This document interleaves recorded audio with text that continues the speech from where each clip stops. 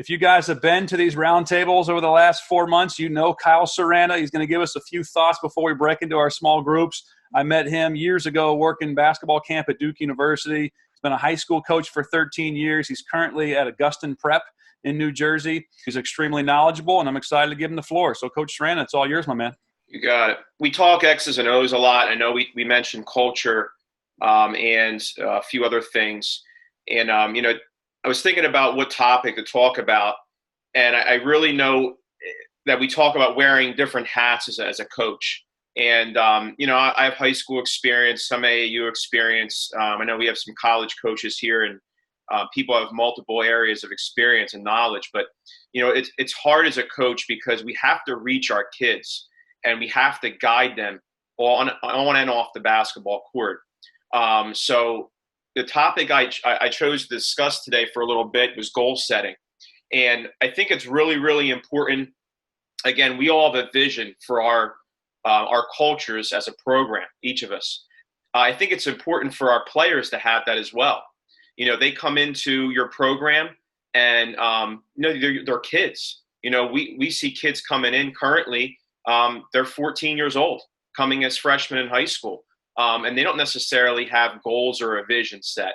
So as a coach, we feel it's responsible on our part to communicate with them. It's very important to set goals. And that's one of our beliefs as a program. And we do that each year. I'm also a teacher in a public school, and we spread that in school as well. So I'm going to talk a little bit about that today. My email's on here. I'll share that as well. I'm a big motivational guy. I'll talk about a few guys I follow and provide for the kids, especially through a long season. This year especially, it's been key to give some motivational pieces and provide that goal-setting piece as well because of COVID. So anyway, I developed a slide here, a couple slides, and I just want to go over some things here. So first of all, my biggest communication piece to the kids about goal setting is developing clear and specific goals. A lot of times, as young kids, they come in and they don't necessarily have specific things they want to go towards. They say, well, yeah, I want to get better today. Well, that's great. And that's awesome to come in with that mindset, but how or what area do you want to get better? So set daily goals. Every day we come into practice, whether it's summer workouts or whether we're running a camp, how are you going to get better today? Individually.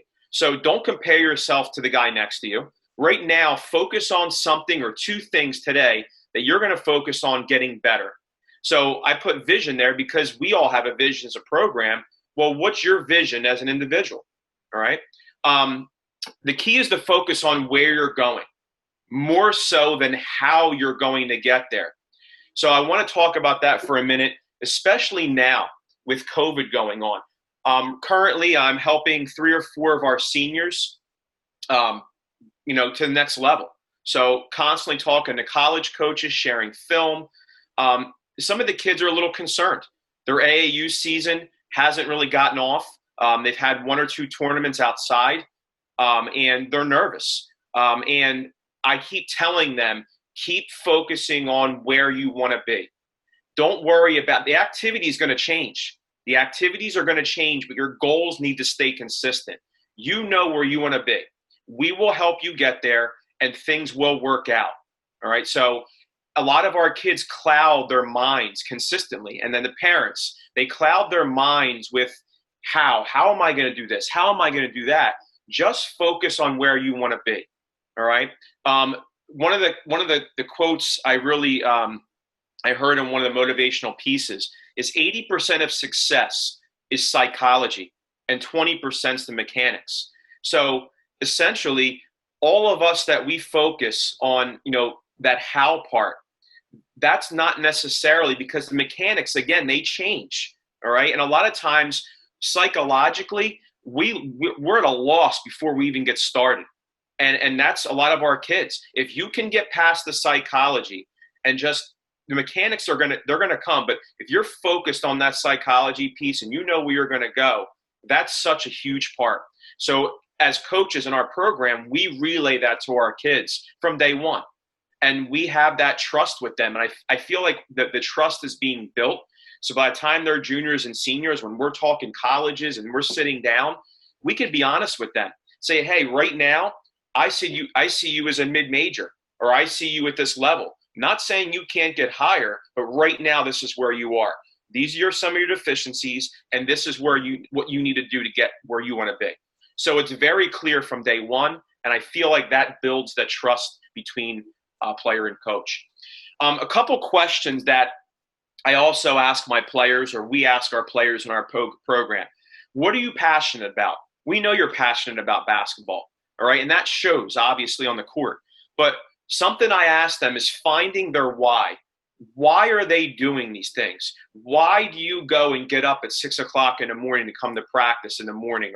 Or why do you stay after and work hard? Why are you doing it? So not necessarily just basketball, or even what you want to get into one day, what your field of study may be in.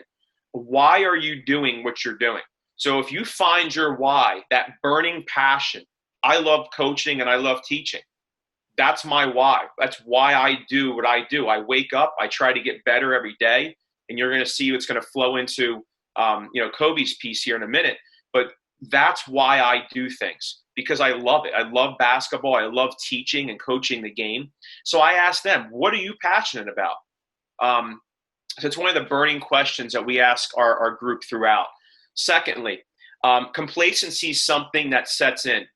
And it's something that all of us face, whether we're coaches, players, or whatever field we're in, being complacent. And especially when you're winning, and you get to that piece, we've had some ups and downs. And when you're winning, though, sometimes you tend to get complacent and say, man, we're going good. That's when you get beat.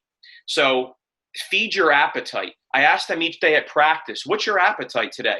What are you going to do to work as hard as you can? And the last piece, I'm a big Kobe guy, and you can like Kobe, you not like Kobe's, play on the court, but he's wildly intelligent, and just listening to his Mamba mentality, and the pillars are there at the bottom: the passion, obsession, relentlessness, resiliency, and fearlessness.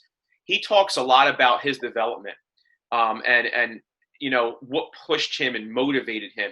But his Mamba mentality, I spread this through school, and I spread this through our team. It's a constant quest to be the best version of yourself. So stop comparing yourself to everybody else. Again, that's that clouding of your mind.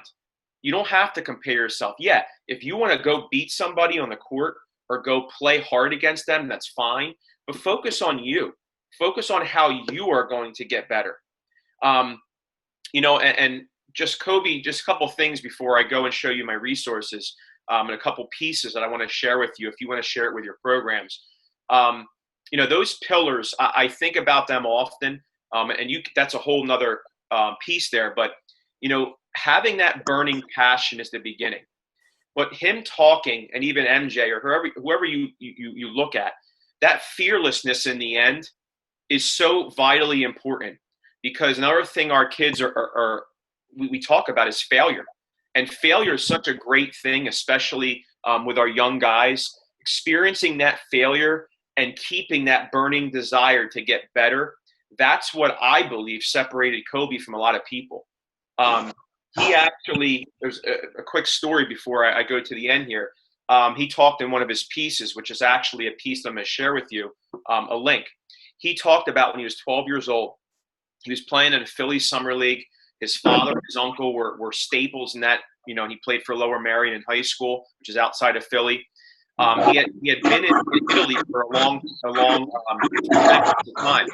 And when he came back to the United States, he felt like he was a little bit behind.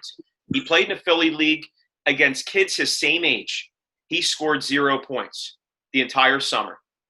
He made a list of all the people that he watched that were better than him, and he made it a point to practice more and practice harder than every single person. And eventually, as he grew into his body, he began taking over one by one all these people, whether it was AAU, whether it was a summer league or the high school league. But he had that burning desire. And to me, that's that mentality that it's contagious. And he became that leader and did what he did.